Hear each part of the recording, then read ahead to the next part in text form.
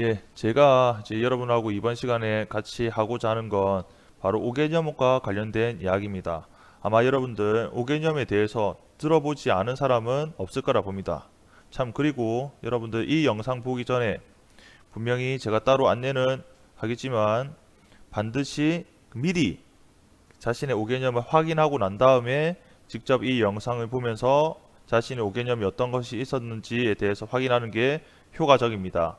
그러니까 혹시 그렇게 하지 않은 사람은 지금이라도 이 영상을 보지 말고 미리 제가 네이버 폼에 만들어 둔 게 있죠. 그래서 그 네이버 폼에 들어가서 자신의 생각을 기탄 없이 솔직하게 적은 다음에 그러고 나서 다시 이 영상을 보면서 5개념인지 아닌지를 확인하는 것이 좋습니다. 알겠죠? 그러면 그 본격적인 문제를 보기 전에 한번 5개념의 특징에 대해서 간단하게 한번 보도록 하겠습니다. 여기 보면 이제 다 읽진 않겠습니다. 학생이 갖고 있는 개념은 일상 경험에서 획득하거나 이전의 수업에서 학습한 것이다. 그래서 이렇게 일상적인 개념은 우리가 운동이란 단어, 열이란 단어, 빛이란 단어, 이건 우리가 수업 시간에 배우기 전에 이미 그 전에 경험적으로 들어보거나 이제 알고 있던 것들이죠. 그래서 이러한 일상적 경험, 특히 감각기관에서 생겨난 개념들은 되게 생명력이 커서 쉽게 포기되지 않는다. 학생들은 교사가 어떠한 정보를 제시하면 그 스스로 의미를 부여하고 해석합니다.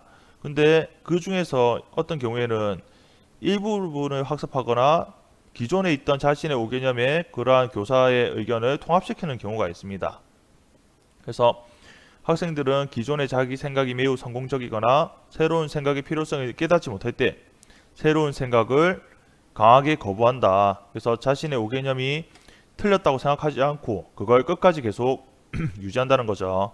그래서 그리고 보통 여러분뿐만 아니라 보통 사람은 자신의 생각을 포기하는 일이 사실 쉽지 않다. 그래서 우리가 이러한 학생의 과학 5개념은 정말 고치기가 어렵다라고 이야기합니다. 요약하자면 학생은 이미 수업 시간에 배우기 전부터 특정 개념에 대해서 자신의 생각을 이미 가지고 있고 그 다음에 수업 시간에 어떤 내용을 배운다고 해도 그걸 그대로 받아들이는 게 아니라 자신이 가지고 있던 5개념에 통합시켜서 더 깊은 5개념, 더 바꾸기가 어려운 5개념이 만들어지고 그 이후에 교사가 그러한 건 5개념이니까 바꾸라고 해도 자신의 기존에 오랫동안 기존에 그렇게 믿어왔던 거기 때문에 그걸 도중에 바꾸기가 쉽지 않다는 겁니다.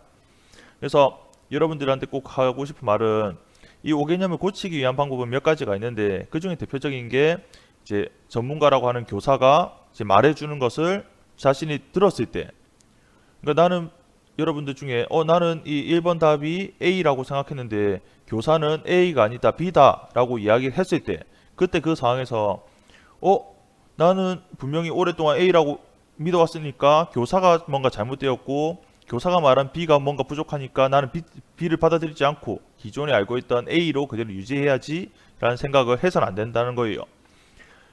교사도 그렇고 학생도 그렇고 자신이 알고 있던 게 혹시나 무언가 잘못될 수 있다라는 그러한 생각을 항상 가지고 있어야 됩니다. 내가 지금 알고 있는 게 무조건 진리다라고 생각을 하면 바꾸기가 어려우니까 이후에 과학 공부를 여러분들이 앞으로 더 해야 되는데 점점 더 어려움에 빠질 수 있거든요. 그러니까 여러분들이 알고 있는 어떠한 개념이 맞을 수도 있지만 혹시나 틀린 5개념이 될 수도 있다라는 생각을 항상 가지고 있어야 여러분들이 이후에 공부하는데도 훨씬 수월합니다. 그래서 여기 보면 이제 5개념을 이렇게 요약을 할 수 있는데 몇 가지 보자면 우리 여러분들은 이러한 수업 시간 전에 이미 5개념을 가진 상태로 수업에 임한다. 그리고 그러한 5개념은 이러한 경계, 나이나 능력이나 성별 이런 거 상관없이 다 가지고 있다. 그리고 이러한 5개념은 완고해서 보통의 수업으로는 좀처럼 소멸되지 않는다. 그래서 보통 우리가 그럼 이 5개념을 없애기 위한 정말 획기적인 방법, 그러니까 이게 전통적인 거 말고 보통 이야기하는 게 학생의 5개념으로는 설명할 수 없는 실험을 보여주라라고 이야기합니다. 그러니까 여러분들이 A라는 5개념을 가지고 있는데 그 A라는 5개념으로는 설명할 수 없는 B라는 실험을 보여주면 학생은 스스로 느낀다는 거죠. 내가 알고 있는 걸로는 이건 설명이 되지 않네. 그럼 내가 알고 있는 게 뭔가 잘못되었을 수도 있으니까 이렇게 개념을 바꿔야겠다라고 생각할 수 있다는 거죠. 근데 이제 그것도 조금 어려움이 뭐가 있을 수 있냐면 A라는 내가 기존의 오개념으로 설명되지 않으니까 조금 바꿔야지 하는데 그 바꾸는 걸 더 깊은 오개념으로도 바꿀 수 있습니다. 그러니까 이제 정말 조심해야 된다는 거죠. 그래서 교사는 새로운 실험을 보여주면서 정개념이 무엇이다 라는 걸 보여주고 오개념으로는 설명되지 않지만 정개념으로는 설명할 수 있다 라는 걸 보여줘야 됩니다. 근데 조금 전에 이야기했지만 이 오개념이라는 건 여러분들이 살아오면서 오랫동안 축적된 게 있기 때문에 그 오개념으로 설명되지 않는 실험을 보여줘도 여러분들은 즉각적으로 새로운 오개념으로 만들면서 또 그 실험을 설명하는 경우가 있어요. 그래서 오개념이란 건 정말 바꾸기가 어렵다. 그래서 여러분들한테 하고 싶은 말은 저뿐만 아니라 다른 선생님이 하는 말씀은 그게 맞다라는 그걸 조금 교사가 하는 말씀이 맞으니까 내가 하는 게 혹시나 좀 틀릴 수도 있다라는 걸 조금 염두에 두면 좋겠습니다. 그리고 이제 교사도 사실 학생과 동일한 오개념을 가질 수 있죠. 근데 어쨌든 그래도 교사는 학생보다는 좀 덜합니다. 그러니까 조금 교사인 저도 사실 내가 가지고 있는 개념 중에 오개념이 있지 않을까라는 생각을 항상 가지고 공부하고 있어요. 그래서 여러분도 그랬으면 좋겠습니다. 그리고 아까 말했던 개념 변화를 촉진하는 교수가 효과적인 수업이 될 수 있습니다. 하지만 모든 수업이 이렇게 될 수는 없어요. 그러니까 여러분들이 그 오개념에 대해서 스스로 생각하는 시간을 가졌으면 좋겠습니다. 예, 첫 번째 문제입니다. 수직으로 던진 공. 여러분들 과학적 개념은 세 경우 모두 아랫방향으로 갔다가 정답입니다.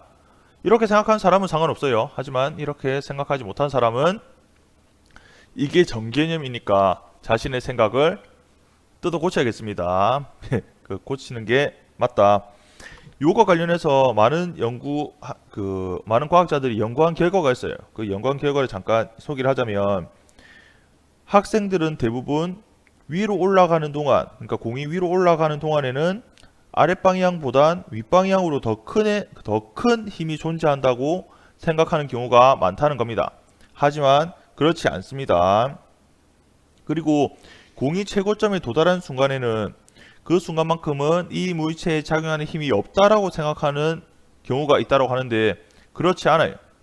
이 멈춘 경우에도 힘은 분명히 아랫방향으로 작용합니다. 위로 올라가는 동안에도 아랫방향으로 힘이 작용하고 공이 아래로 내려오는 동안에도 힘은 아랫방향으로 똑같은 힘이 이렇게 작용한다라는 거. 그리고 아랫방향으로 공이 내려올 때는 공이 윗방향으로 힘도 작용하지만 아랫방향으로 더 큰 힘이 작용하기 때문이라고 이야기하는데 실제로 공이 아래로 내려오는 중간에는 윗방향으로 작용하는 힘은 없습니다. 이렇게 아랫방향으로만 힘이 작용한다라는 거. 그래서 선생님 그러면 어떻게 공이 물체가 이렇게 똑같은 힘을 작용하고 있는데 왜 어떨 때는 올라가고 어떨 때는 멈추고 어떨 때는 아래로 내려옵니까? 라고 이야기할 수 있죠. 거기에 대해서는 물체가 운동 방향이 어떤 방향이냐에 따라서 그러니까 운동 방향과 여기 잠깐 보자면 물체의 운동 방향과 물체에 작용하는 힘의 방향은 여러분들 같다라고 생각하는 경우가 있거든요. 네, 같지 않습니다. 운동 방향이 윗방향이라고 해도 힘의 방향은 아랫방향일 수도 있고 운동 방향이 아랫방향일 때 힘의 방향이 또 아랫방향일 수도 있죠. 그래서 이 두 개가 분명히 다르다라는 걸 조금 생각을 해두면 되겠어요. 그 다음 문제 2번 보겠습니다. 여기 보면 이제 진자와 관련된 건데 진자와 관련했을 때 진자가 최고점 A에 도달했을 때 최고점에 있을 때 그 진자에 작용하는 힘은요 답이 두 가지인데 하나는 이렇게 지금 제가 그리는 게 조금 깔끔하지 않을 수 있습니다. 여러분들 그렇게 보도록 하고 이렇게 비편 방향으로 힘이 작용한다 이렇게 말할 수 있어요. 이렇게 말을 하든지 또는 뭐가 있을 수 있냐면 좀 지우고 어떻게도 이야기할 수 있냐면 이 물체에는 아랫방향으로 중력이 작용하고 그리고 비편 여기 이제 실이죠. 실의 방향으로 장력 이러한 두 개의 힘 실이 잡아당기는 걸 장력 T라 많이 쓰고요. 중력은 mg라 쓸 수 있죠. 중력과 장력 이 두 개의 힘이 작용한다 이렇게 표현하는 게 맞습니다. 여기에 요 두 개의 힘이 합해져서 아까 그렸던 빗변 방향의 힘이 만들어지는 거거든요. 근데 정답을 이렇게 세 개 다 표시하면 안 돼요. 세 개 다 표시하면 어떤 의미를 가질 수 있냐면 장력도 있고 중력도 있고 빗변에 작용하는 힘, 이 세 가지 힘이 동시에 있다라고 생각할 수 있거든요. 근데 동시에 있는 개념은 아니고 그 장력과 중력이 있어서 두 개의 힘이 합해져서 요게 있다라고 이야기한다는 거죠. 그래서 만약 빗변의 힘만 표시하려고 하면 여기 다시 여기 장력 있죠. 장력과 중력은 다시 이렇게 없애주는 게 맞습니다. 이게 최고점에 도달했을 때 그 진자에 작용하는 힘이 되겠고, 두 번째로 진자가 최저점, 가장 낮은 지점에 있을 때 이 진자에 작용하는 힘, 이건 정답이 뭐냐면 바로 윗방향으로 장력 있고 그 다음에 아랫방향으로도 중력이 있는데 이때 단 그 힘의 크기가 달라요. 제가 일부러 좀 차이가 나게 그렸죠. 바로 윗방향으로의 장력이 아랫방향으로의 중력보다 그 힘의 크기가 더 큽니다. 그래서 여러분들 혹시 R자 힘에 대해서 배웠는지 모르겠는데 이때 R자 힘은 윗방향으로 R자 힘이 되죠. 이 R자 힘이 나중에 바로 구심력이 된다라고 이해하면 되겠습니다. 알겠죠? 그래서 왼쪽 편에 있는 이걸로 연구 결과를 보면 많은 학생들이 중력과 장력 말고도 물체가 움직이는 방향으로도 힘이 작용한다라고 생각할 수 있는데, 아까 이렇게 힘이 작용하는 건 장력과 중력의 합으로 설명할 수 있다라고 이해를 해야 된다는 겁니다. 그 다음에 그 두 번째 최저점에 있을 때 학생들이 생각하는 5개념에는 어떤 게 있다라고 이야기를 하냐면, 여러분 중에서도 그런 생각을 할 수도 있겠죠. 지금 그리는 건 5개념입니다. 이때 이 물체에 작용하는 힘에는 아랫방향으로 중력이 작용하고, 중력을 많이 들어봐서 아마 그런 것 같아요. 그리고 왼쪽으로 운동한다고 하면 왼쪽 방향으로 어떠한 힘이 작용한다라고 생각하는 경우가 있다는 겁니다. 하지만 최저점에 있을 때 왼쪽 방향으로 이 힘은 존재하지가 않아요. 존재하지 않습니다. 그래서 이러한 것들, 여러분들이 혹시 5개념 가지고 있었다고 하면 이러한 것들은 잘못되었다라고 생각을 해야 돼요. 만약에 이렇게 잘못된 5개념을 계속 본인 스스로가 맞다라고 생각을 하게 되면 나중에 이 진자 운동을 수학적으로 기술할 때 정답을 유도할 수 없게 됩니다. 알겠죠? 예, 다음 문제, 로켓의 운동 경로에 대해서 한번 보겠습니다. 여기 보면 P에서 Q로 이렇게 일정하게 등속 직선 운동을 하고 있죠. 하다가 Q에서 엔진이 꺼졌습니다. 엔진이 꺼져서 이제 그때는 어떻게 이동할 것인가? 미안합니다. 그 Q점에 왔을 때 말을 잘못했죠. P에서 Q로는 등속도로 운동하다가 Q점에 왔을 때 엔진을 점화해서 엔진을 켜서 P와 Q선의 수직인 추진력, 그러니까 지금 사실 그 연료는 이쪽 방향으로 분사를 해야 되겠죠. 그러면 이 힘에 대한 반작용으로 로켓은 이 아랫방향으로 힘을 받게 됩니다. 아랫방향으로 힘을 받아서 운동하게 되는데, 그때 운동에서 Q에서 R에 도착했다는 거예요. 그러면 R에 왔을 때 다시 엔진을 끄게 되죠. 그럼 그때는 다시 어떻게 될 것인가? 지금 과학적 개념은 어떻게 그리는 게 맞냐면 Q에서 R까지는 이렇게 포물선 운동, 이 직선 아닙니다. 제가 그림을 좀 잘 못 그려서 그런데 포물선 운동을 하다가 R 지점부터는 다시 이렇게 등속 직선 운동을 쭉 하게 됩니다. 이게 바로 과학적 개념이에요. 그러니까 여기서 보면 어떻게 이제 여러분들이 잘못 생각하는 경우가 있을 수 있냐면 5개념에 대한 예시입니다. 물체 요 보면 여기서 포물선이 아니라 직진하는 경우, 직진한다고 생각할 수도 있고, 또는 여기서 엔진이 꺼져도 그대로 이렇게 직진해서 운동한다라고 생각을 할 수가 있어요. 근데 실제로 그렇지 않죠. 여러분들 로켓이 아니라 우리 일상생활에서도 어떤 물체를 수평으로 던지면, 여러분 지금 주위에 가지고 있는 지우개 같은 걸 수평으로 한번 던져보세요. 수평 던지면 이게 이렇게 직선으로 이렇게 이동합니까? 이렇게 이동하지 않죠. 바로 이렇게 포물선 형태로 이렇게 이동합니다. 왜 그러냐면 운동 방향은 오른쪽인데 힘은 힘을 받으면 얘는 운동 방향이 변하는 운동을 이렇게 쭉 하게 돼요. 여기서 로켓도 마찬가지죠. 오른쪽으로 등속도 운동하는데 아랫방향 힘이 가해지면 이렇게 직선으로 운동하는 게 아니라 포물선으로 운동하게 된다. 그 다음에 여기 R 이후에는 엔진이 꺼졌으니까 다시 물체의 작용은 R자임은 없습니다. R자임이 없으면 물체는 본래 운동하던 상태를 그대로 유지하게 되죠. 그래서 등속 직선 운동을 하게 된다라는 겁니다. 그래서 혹시나 잘못 알고 있던 사람은 또 고칠 수 있도록 하죠. 4번 문제 한번 보겠습니다. 이제 돌에 작용하는 힘인데 돌이 그림처럼 빗면에서 줄에 매달려 정지해 있습니다. 이때 작용하는 힘을 한번 그려보죠.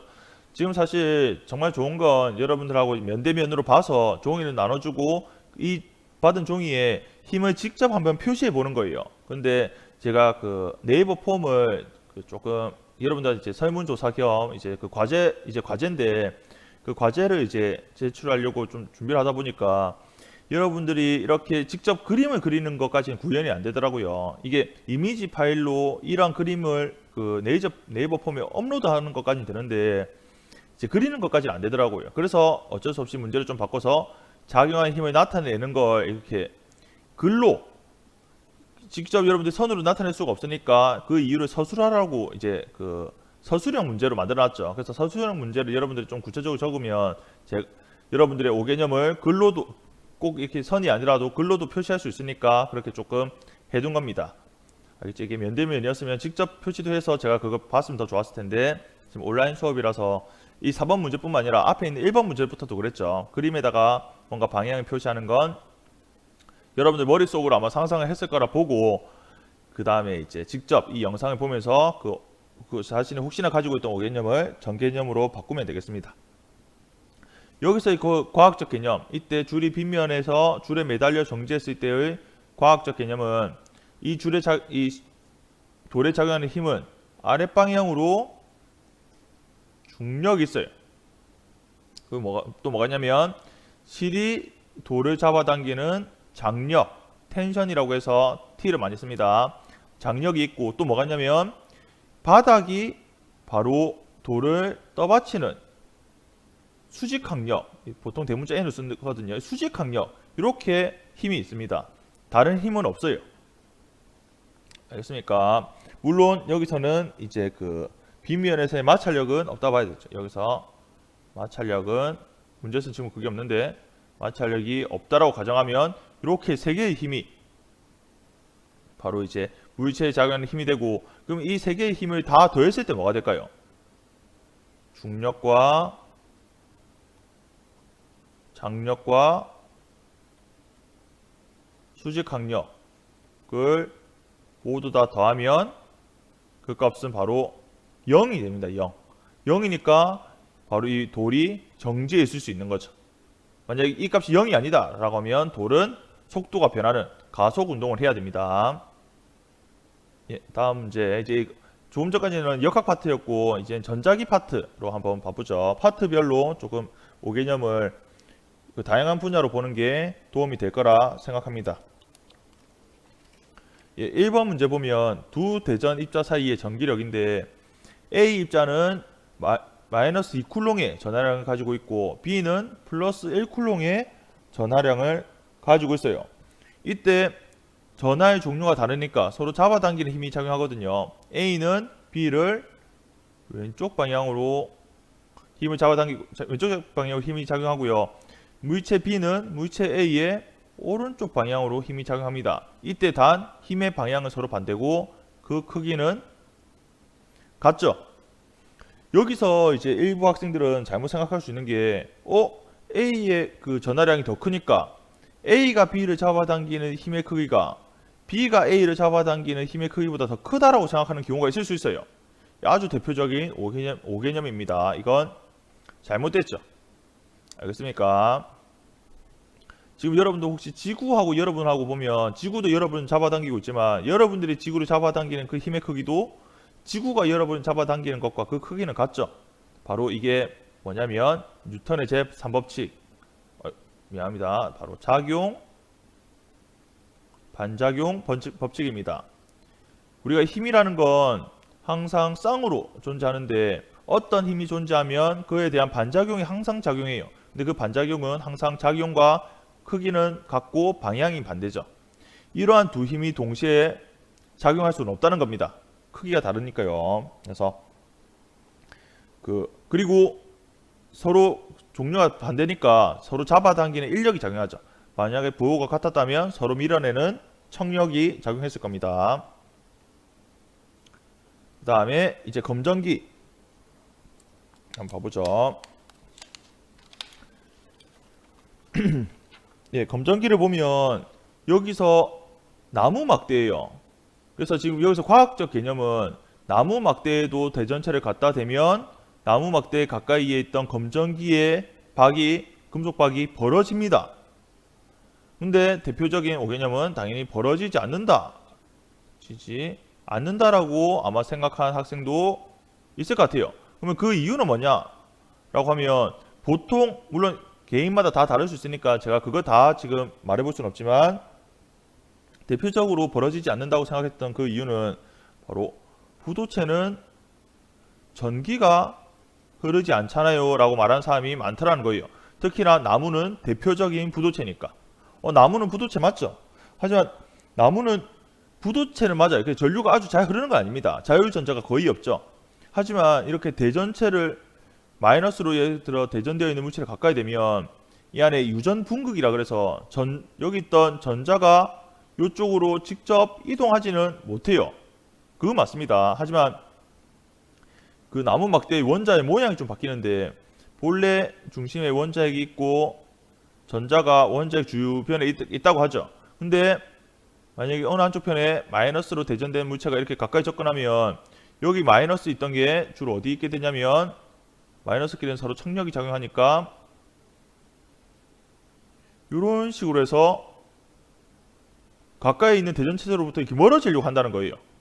마이너스 마이너스는 서로 청력이니까요. 그러면 여기 있는 것도 다 마찬가지죠. 여기 보면 마이너스가 좀 더 왼쪽 편에 있으려고 합니다. 마이너스가 왼쪽 편에, 전자가 왼쪽 편에. 그러려고 하면 이 나무 막대의 왼쪽 편은 마이너스 성질을 띠게 돼요. 그래서 검정기가 벌어지게 됩니다. 알겠죠? 그래서 도체와 부도체도 전기를 띌 수 있습니다. 자유전자가 없다 뿐이지 이렇게 전기적 성질은 띌 수 있다라는 걸 알고 있어야겠습니다. 다음에 그 전구 둘 스위치라고 해서 회로에 대해서 한번 봐보죠. 아래 회로에서 여기 L1과 L2는 같은 전구입니다. 그리고 이 S는 스위치죠. 스위치를 이렇게 지금 열려있죠. 열렸을 때는 당연히 두 전구 다 불이 들어옵니다. 그리고 같은 전구고 또 회로상 같은 밝기로 지금 빛이 나고 있을 거예요. 근데 이 스위치를 닫았다 하면 어떻게 될까? 바로 과학적 개념은 전구 1은 꺼지게 되고요. 꺼지게 되고 전구 2는 밝기가 더 밝아지는 게 정답입니다. 혹시나 이렇게 생각하지 않은 사람은 자신의 생각이 잘못되었을 수도 있겠다. 내 생각은 잘못되었으니까 바꿔야겠다라고 생각하는 게 맞겠습니다. 먼저 여기 전구 1이 꺼지는 이유는 이 스위치를 닫는 순간 회로는 이쪽 전구를 통과하는 회로와 스위치를 통과하는 이 회로가 지금 병렬로 연결되죠. 근데 이게 병렬로 연결될 때는 그때 흐르는 전류값은 저항에 반비례해요. 그러니까 저항이 클수록 전류가 안 흐릅니다. 근데 여기 스위치 있는 곳에 여기는 도선이기 때문에 저항이 사실상 거의 없어요. 근데 여기 전구는 저항이 있죠. 그래서 이렇게 지금 여기서는 전자가 이렇게 이동하니까 이동하던 전자 입장에서는 전구로 가지 않고 저항이 없는 스위치 쪽으로 다 이동한다는 겁니다. 이해됩니까? 그러니까 전구 1은 불이 꺼지게 된다는 거죠. 그러면 전구 2는 어떻게 될까? 본래 스위치가 열렸을 때만 해도 전구 두 개가 직렬로 연결되어 있죠. 직렬로 연결돼서 지금 전구 두 개 불의 밝기가 다 켜졌습니다. 근데 스위치를 닫는 순간 전구 1은 없어진 것과 마찬가지예요. 전구가 두 개 있다가 전구가 한 개가 이렇게 남게 되면 그때 특히나 이게 지금 직렬 연결이기 때문에 전구의 수가 적어지면 하나 남아있는 밝기가 더 밝아지게 되죠. 그렇게 이해하면 됩니다. 이게 그 병렬 연결의 경우에는 저항이 작은 쪽으로 전류가 더 많이 흐른다라는 거. 그래서 만약 도선 같은 경우에는 전기 저항이 없다고 볼 수 있기 때문에 이렇게 도선과 병렬 연결되면 이렇게 전구에는 아예 전류가 흐르지 않는다라고 생각을 하면 된다는 거예요. 예, 그 다음 문제 보겠습니다. 다음 세 회로에서 5개의 전구는 다 같은 종류다. 그리고 모든 전지는 전압이 다 같다. 이때 5개의 전구 밝기를 비교하면 틀린 사람이 좀 있을 것 같은데 과학적 개념은 이겁니다. 1번 전구, 1번 전구, 4번 전구, 5번 전구는 밝기가 같고 또 2번 전구와 3번 전구도 밝기가 같은데 앞에 말한 1, 4, 5 전구의 밝기가 2, 3의 전구의 밝기보다 더 밝다. 이게 바로 과학적 개념입니다.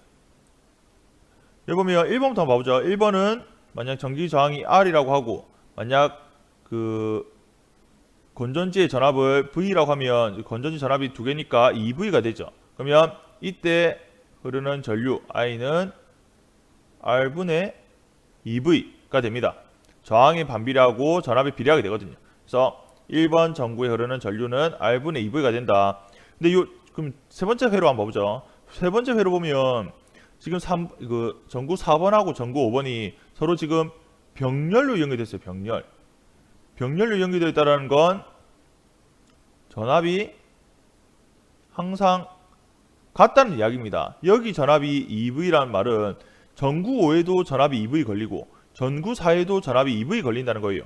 즉 전구 회에 흐르는 전류도 저항은 어차피 같은 전구라 했으니까 같은 R로 갖고 전압이 2V가 걸리게 되고요. 4번 전구에 흐르는 전류도 R분의 2V로 서로 같다는 거죠. 맞습니까? 그러니까 밝기가 흐르는 전류와 같으니까 밝기가 같다는 거예요. 그럼 이거 병렬인데 이게 왜 같습니까? 이게 조금 이해하기 쉬운 게 그 일상생활에서 여러분들 그 콘센트 있죠? 멀티탭 있죠? 멀티탭 보면 멀티탭에 여러분들 휴대폰 충전기를 꽂거나 뭐 헤어 드라이기를 꽂거나 뭐 다른 뭐 노트북에 선을 꽂거나 뭐 그렇게 다양한 전기 제품을 꽂을 수 있는데 두 개 꽂혀져 있는 상태에서 둘 중에 뭐 하나를 더 꽂았다고 해서 본래 남아있던 두 개의 상태가 변합니까? 그렇지 않죠. 여러분들 휴대폰 뭐 예를 들어서 휴대폰 충전하고 있다가 다른 걸 더 꽂았다고 해서 휴대폰 충전이 안 되거나 약해지거나 더 강해지는 게 아니에요. 병렬 연결은 서로 간의 연결하고는 전혀 무관합니다. 즉 여기서 만약에 회로 5번의 스위치를 열어서 끊었다 라고 한다고 해서 전구 4번에 그 어떤 영향이 있지가 않아요. 아무런 영향이 없습니다. 알겠죠? 그게 바로 병렬 연결의 특징이다 라는 거 알면 되겠고, 그 다음에 마지막으로 2번하고 3번 한번 보면 2번하고 3번은 지금 이건 직렬 연결이죠. 직렬 연결일 때는 바로 뭐가 같냐면 전류가 같아요. 즉 2번 전구에 흐르는 전류와 3번 전류에 흐르는 전구가 같게 됩니다. 그러니까 2번과 3번의 밝기는 서로 같게 되죠. 근데 여기서 조심해야 되는 건 2번하고 3번이 지금 직렬로 연결되어 있으니까 이 건전지 입장에서는 전기 저항이 더 많아진 거예요. 조금 전에 한 개 있는 것보다, 세 번째 한 개 있는 것보다. 이건 지금 두 개 있잖아요. 그래서 여기서는 저항이 바로 2R에 해당되는 저항을 갖게 됩니다. 그래서 이때 흐르는 전류는 뭐가 되냐면 2R분의 2V가 돼요. 이 값은 약분하면 R분의 V가 되니까 조금 전에 1번, 4번, 5번의 것보다는 분명히 전류가 절반밖에 흐르지 않죠. 그러니까 밝기가 더 약해진다 라는 거. 그리고 여러분들 조금 참고 잘 알면 좋은 게 밝기는 전류의 제곱에 비례합니다. 그래서 2번, 3번 밝기가 1, 4보다 좀 어둡죠. 어두운데 정확하게는 4배 어두워요. 전류가 절반이니까 그렇게까지 좀 알고 있으면 나중에 공부하는데 조금 도움이 되겠습니다. 그 다음에 이제 그 다음 문제 한번 봐보죠. 두 자석 사이에 플러스 전하를 뒀다. 이때 어떻게 될까? 정답은 뭐가 일어나? 아무런 일도 일어나지 않습니다. 바로 정지 상태로 그대로 있다가 정답이다. 근데 여기서 그 일부 학생은 이 플러스가 오른쪽으로 이동한다, 또는 왼쪽으로 이동한다, 또는 아래쪽으로 이동한다, 위쪽으로 이동한다 등의 다양하게 운동한다고 생각하는 경우가 있어요. 그렇게 5개념을 가지고 있는 경우는 보통 전기란 개념하고 자기란 개념을 혼동하는 경우가 되게 많기 때문입니다. 근데 요건 다르죠. 물론 관련이 있어요. 서로 관련이 있는 건 나중에 공부를 더 하면 배우게 될 텐데 관련이 있다고 해서 이 두 개가 같은 건 아닙니다. 즉 이 자석은 이 주위 공간에 자기장을 만들어요. 맞습니까? 근데 이게 전하를 띠고 있는 이 입자가 힘을 받는 건 바로 전기장 내에서 힘을 받습니다. 자기장과 전기장은 달라요. 자기장이 있는 곳에서는 이 전하를 띤 입자는 아무런 힘을 받지 않습니다. 그래서 정지 상태로 그대로 있다가 정개념이 되겠습니다. 알겠죠? 예, 문제가 좀 많은데 여러분들 그만큼 여러분들한테 공부가 된다고 생각하고 좀 집중해서 힘들면 영상을 좀 끊어가면서 볼 수 있도록 합니다. 전 영상은 이어서 쭉 만들어 보겠습니다. 6번을 보면 이제 전자석인데 여기 그 철로 된 철심에 이렇게 코일을 감아놨어요. 그리고 여기에 전압을 연결해서 스위치를 닫게 된다. 그러면 철못이 어떻게 되냐면 바로 철심에 달라붙게 됩니다. 이걸 우리가 전자석이라고 하는데 전자석이란 어떻게 표현하면 되냐면 전류가 흐를 때만 자석이 되는 거예요. 여기 회로가 열려 있을 때 전류가 흐르지 않을 때는 철못을 철심에 가까이 둬도 아무런 현상이 나타나지 않습니다. 하지만 회로 스위치를 닫음으로써 여기 전류를 흐르게 하면 얘는 자석이 돼요. 자석. 바로 여기 S극, 여기 N극이 되는 자석이 됩니다. 물론 더 강한 자석을 만들려면 코일을 더 많이 감아두면 감아둘수록 더 강한 자석이 되죠.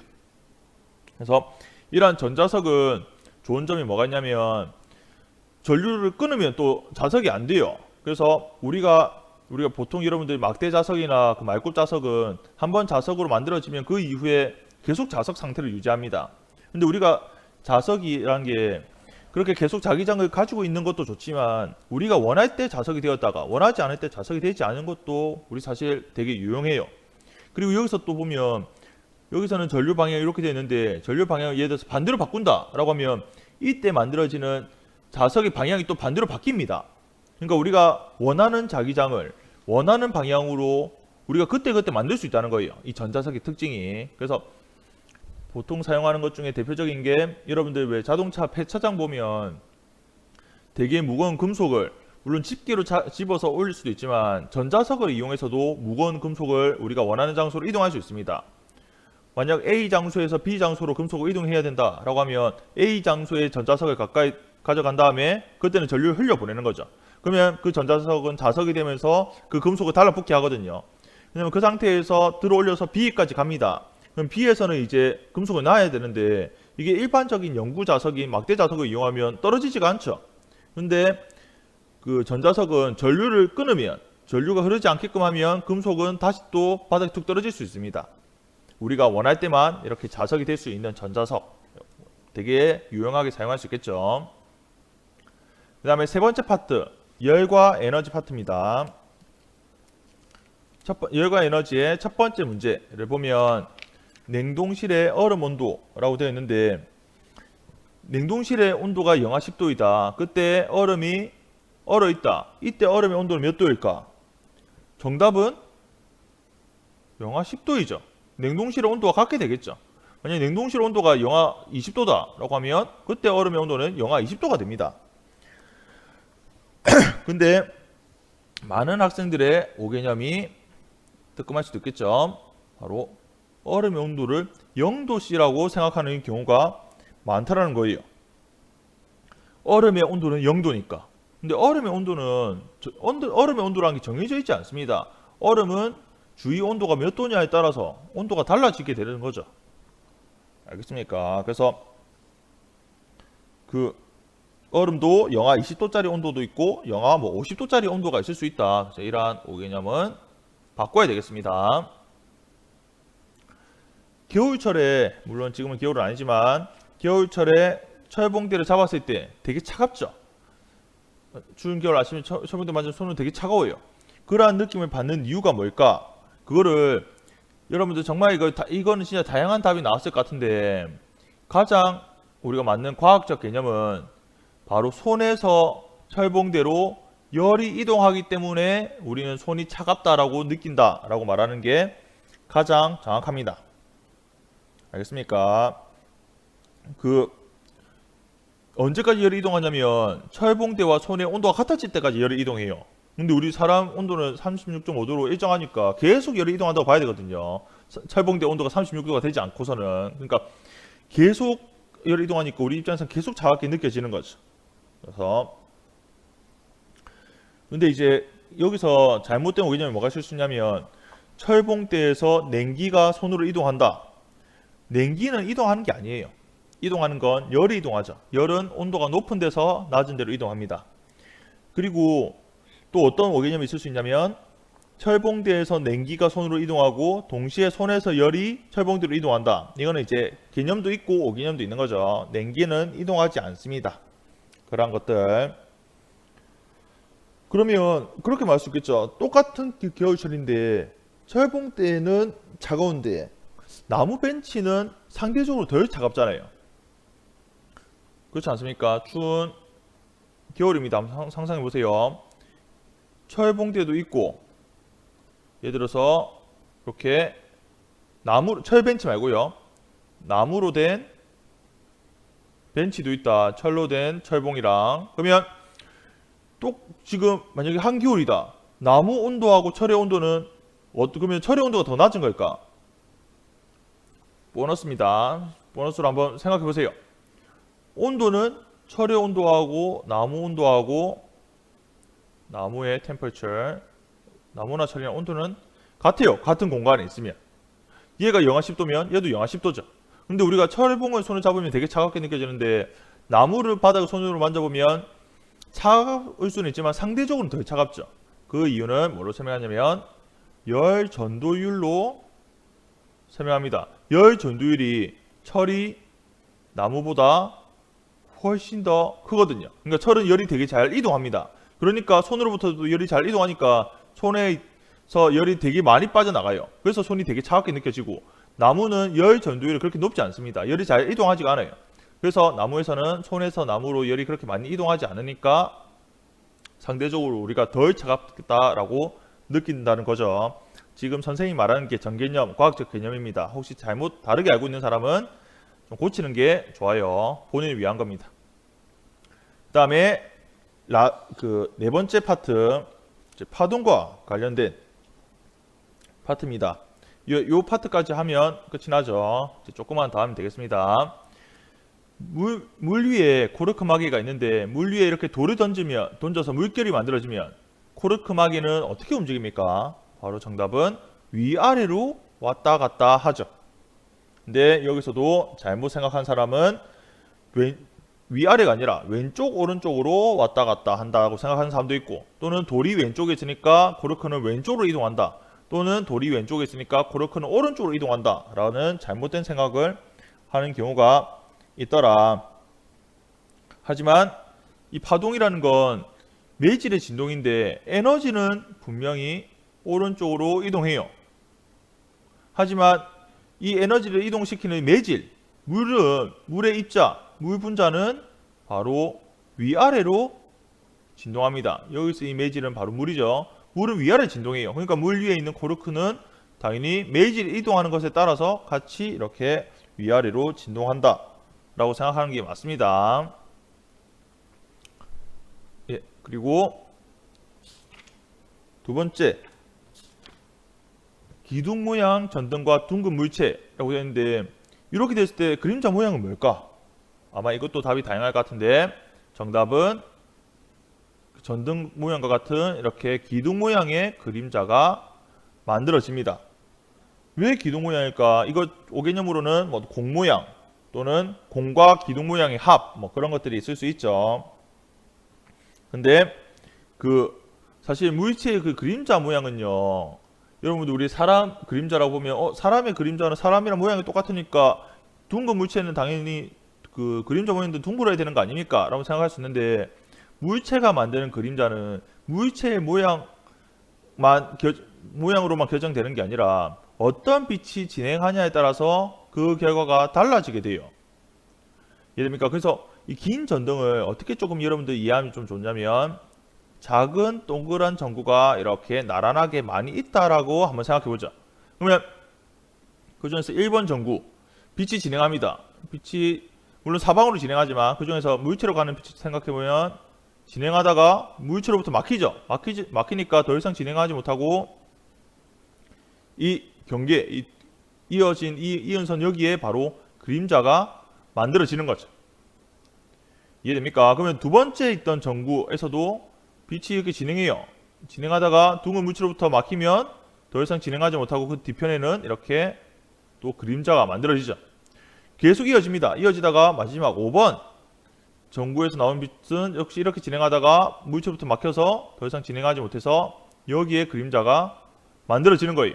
그러면 결과적으로 아까 말했던 이렇게 긴 기둥 모양의 그림자가 이렇게 만들어지게 됩니다. 알겠습니까? 그래서 이러한 것들 만약에 이렇게 긴 전등이 아니라 만약에 그냥 한 개의 전등만 켜져 있었다. 여기 하나의 전등만 이렇게 있다. 라고 하면 둥근 물체 뒤에는 둥근 모양의 그림자 하나만 이렇게 만들어지게 되죠. 맞습니까? 그래서 우리도 뭐 태양이 있다고 하면 태양에서 온 우리가 태양으로부터 운동장 가운데 있으면 태양 뒤편에 우리 사람 모양으로의 그림자가 만들어지잖아요. 하지만 여기서는 태양을 한 게 아니라 이렇게 긴 모양이 전등이니까 그때는 그림자의 모양은 그 전등이라고 하는 광원의 모양이 어떤 거냐에 따라서 그림자 모양이 달라진다라는 걸 여러분들이 생각을 좀 해야 되겠습니다. 그 정답은 기둥 모양입니다. 그 다음에 물고기 잡는 어부인데요. 여러분 아마 이거 좀 평상시에 들어본 적 있을 거예요. 어부가 작살로 물속의 어부가 아니라 물속의 고기를 잡으려고 한다. 물고기가 보이면 작살을 어디로 던져야 될까라고 하는데 정답은 바로 물고기의 뒤쪽입니다. 많은 학생들이 앞쪽이라고 생각하는 경우가 있는데 뒤쪽이에요. 그 이유가 우리가 물고기를 본다라는 건 우리 눈으로부터 빛이 진행하는 게 아니라 물고기가 반사한 빛이 우리 눈에 들어와야 되죠. 여기 보면 물고기가 이렇게 반사한 빛은 다양하게 사방으로 반사를 하는데 그 중에서도 특정 빛만 한번 보자면 이렇게 반사된 빛이 이건 지금 물과 공기잖아요. 물하고 공기에서는 빛이 이렇게 굴절하게 되죠.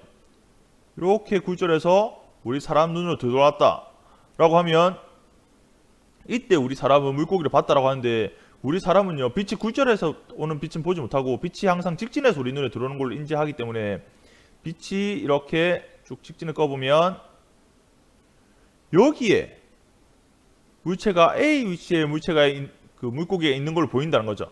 근데 실제 위치는 어디입니까? 실제 위치는 B예요. 우리가 볼 때는 A의 물고기에 있는 것 같지만 실제로는 뒤편에 있는 거죠. 그래서 작살로 잡으려고 하면 보이는 것보다 약간은 뒤에 보고 작살에 던져야 물고기가 잡히게 된다라는 걸 알아야 되겠습니다. 알겠습니까? 그래서 지금 여기서는 조금 확대해서 보자면 밑에가 만약에 물이고 위에 공기다. 물 속에 있던 어떤 물체가 빛을 반사하는데 그 반사한 것 중에 이 빛을 따라가 보면 진한 빛은 물과 공기의 경계에서 이렇게 굴절된다라는 거. 그래서 여기 사람 눈이 있다. 코도 있고 입도 있죠. 있다라고 하면 이 사람은 연장선상을 꺼서 물체가 여기 있는 것처럼 보인다는 거예요. 실제는 여기 있는데. 그것 때문에 작살 던질 때는 물고기의 뒤쪽을 보고 던지는 게 맞습니다. 그 다음에 마지막 문제죠. 스크린에서 반사되는 파장. 스크린에 여러분들 실험해 봤습니까? 빨간색 빛과 초록색 빛을 비추면 노란색이 나타납니다. 여러분들 그 흰색 스크린이 만약에 있다고 하면 여러분들 그 스마트폰 같은 걸로 빨간색 빛과 초록색 빛을 만들 수 있거든요. 그걸 비추게 되면 그 겹치는 공간에 거기에 우리 눈이 볼 때 노란색이 이렇게 나타나게 돼요. 그러면 이때 반사되는 빛의 그 파장은 뭐가 될까? 바로 정답은 빨간색 빛의 파장도 있고 초록색 빛의 파장 둘 다 나타납니다. 근데 이제 그 대부분의 학생들이 생각하는 5개념으로는 빨간색과 초록색의 중간 정도 되는 정도의 파장이 된다라고 생각하는 경우가 많다는 거예요. 그러니까 우리 눈에 이제 노란색으로 보이니까 반사되는 것도 빨간색과 초록색의 중간이 노란색에 해당되는 파장을 갖는 게 만들어졌다라고 생각하는데 실제로 그렇지 않습니다. 실제로는 우리가 어떤 물체 요거는 우리 눈에 나중에 그 시각세포가 있는데, 시각세포가 빨간색 파장과 초록색 파장을 동시에 인식하면 그걸 노란색으로 인지하게 된다는 거예요. 실제로 그 두 개의 빛이 합해져서 노란색 파장이 만들어진 게 아니라. 그렇습니까? 우리 눈이 이걸 두 빛을 동시에 보면 노란색으로 인지한다는 겁니다. 여러분들 그 TV나 컴퓨터의 화면도 그렇죠. 그 픽셀로 구성되어 있는데, 그 픽셀은 RGB라고 해서 빨간색과 초록색과 파란색의 색깔로 조합해서 다양한 색깔을 만들게 되거든요. 여기 화면도 마찬가지입니다. 여기 보면 지금 흰색이 보이죠? 이 흰색은 이 픽셀을 자세히 보면 RGB가 전부 다 켜져 있는 상태예요. 여기 흰색 전등은 없어요. 근데 우리 눈은 빨간색 빛과 초록색 빛과 파란색 빛을 동시에 보면 그걸 흰색으로 인지합니다. 나중에 우리 눈의 세포가 그런 역할을 하는 거예요. 그리고 지금 여기 지금 파란색이 보이죠? 이 난이라는 파란색. 여기 이 난이라는 이 파란색 픽셀을 자세히 보면 빨간색과 초록색 빛은 꺼져 있고 파란색 빛만이 켜져 있으면 우리는 이걸 파란색으로 인지하는 거죠. 그리고 지금 여기에 제가 조금 색깔 바꿀 수 있나 모르겠는데, 좋습니다. 지금 이거 노란색으로 보이는 거 보입니까? 이 노란색은 이 픽셀을 자세히 보면 이 픽셀에는 노란색이란 전등 자체는 애초에 존재하지 않아요. 여기는 빨간색과 초록색 전등이 켜져 있고 파란색 전등은 꺼져 있습니다. 그러면 우린 이걸 노란색으로 인지하게 된다는 거예요. 알겠습니까? 그래서 우리가 지금 총 10문제 넘죠. 좀 한 14문제 정도로 해서 그 물리에서 파트별로, 그러니까 영역별로 이렇게 5개념이 대표적으로 있는 5개념입니다. 근데 실제 5개념은 사실 책에 담아내기 힘들 정도로 엄청 많이 있어요. 그리고 새로운 5개념이 더 만들어지기도 하고. 그래서 여러분들이 또 과학에 관심이 많은 학생들이고 또 앞으로 과학을 또 공부를 앞으로 또 계속 해야 되잖아요. 그러면 하면 할수록 그 여러분들한테 꼭 해주고 싶은 말이, 자칫 처음에 내가 잘못된 5개념을 가지고 시작을 하게 되면 나중에 공부를 하면서 하는 과정에서는 점점 더 고치기가 어려워집니다. 그러니까 여러분들 지금 아직 중학생이잖아요. 그냥 중학생이니까 고등학교 들어가기 전에 본격적으로 공부를 더 자세히 하기 전에 내가 알고 있던 내용이 잘못된 5개념일 수도 있다라는 생각을 하고 있어야 된다는 거예요. 물론 그렇다고 해서 내가 아는 건 전부 다 잘못됐어, 나는 아무것도 아는 게 없어, 뭐 그렇게 서로 비관하라는 게 아닙니다. 그렇게 비관할 거 없이 내가 공부한 내용은 이렇게 알고 있는 게 맞아. 근데 스스로 항상 그걸 비판적으로 사과하라는 거예요. 내가 알고 있는 내용이 조금 잘못된 부분이 있을 수 있다. 그러니까 여러분들 공부할 때 내가 어떤 걸 이해했다 라고 하면 선생님이나 한테 항상 좀 자주 확인하면 좋은 게, 선생님 저는 이러한 이론을 이렇게 이해했습니다. 근데 제가 이해한 게 맞나요? 라는 그런 확인하는 질문을 습관적으로 하면 엄청 좋습니다. 그게 맞으면 당연히 좋은 건데 그게 혹시나 잘못 이해하고 있을 수 있잖아요. 그러면 선생님이 알려주겠죠. 너가 그렇게 이해한 부분에서 이러한 부분은 맞는데 이러한 부분은 조금 잘못 이해했다 라고 하면 그때 또 수정하는 거예요. 처음에 공부할 때는 수정이 수월합니다. 근데 나중에 가면 갈수록 수정하기가 어려워지니까 여러분들 공부하는데 조금 꼭 물리뿐만 아니라 다른 화학이나 생명과학, 지구과학 그런 거 공부할 때도 이런 5개념에 대해서 생각을 하면서 공부를 하면 여러분들 공부하는데 정말 큰 도움이 될 거라 생각이 듭니다. 그래서 지금 첫 수업 시간에 이렇게 5개념에 대해서 한번 살펴봤습니다. 긴 시간이었는데도 불구하고 영상을 지금까지 봤다고 하면 끝까지 봤다고 생각해도 되겠죠. 그 생각이 좀 들고, 그 과제는 그 네이버 폼에 다 작성해서 제출했을 거라 봅니다. 그래서 그 제출한 걸로 해서 여러분들이 과제를 제출한 걸로 보고 선생님이 보겠습니다. 물론 거기에 여러분들이 5개념을 많이 했다, 5개념이 많았다 적었다고 해서 여러분들이 능력이 뛰어나다 뛰어나지 않다 그런 판단은 전혀 하지 않습니다. 제가 오히려 판단하는 건 5개념이라고 해도 좀 자세하게 서술할 수 있다라는 게 더 중요하다고 보거든요. 그래서 여러분들도 자세하게 서술했다고 하면 오히려 이 수업을 통해서 자신의 5개념을 더 많이 고칠 수 있는 기회가 되었다고 생각합니다. 그러면 이번 수업은 여기까지 마무리하도록 하고요. 다음 시간은 직접 면대면으로 오프라인 수업을 할 수 있도록 합시다. 정말 다들 고생 많았습니다. 이상으로 마치겠습니다.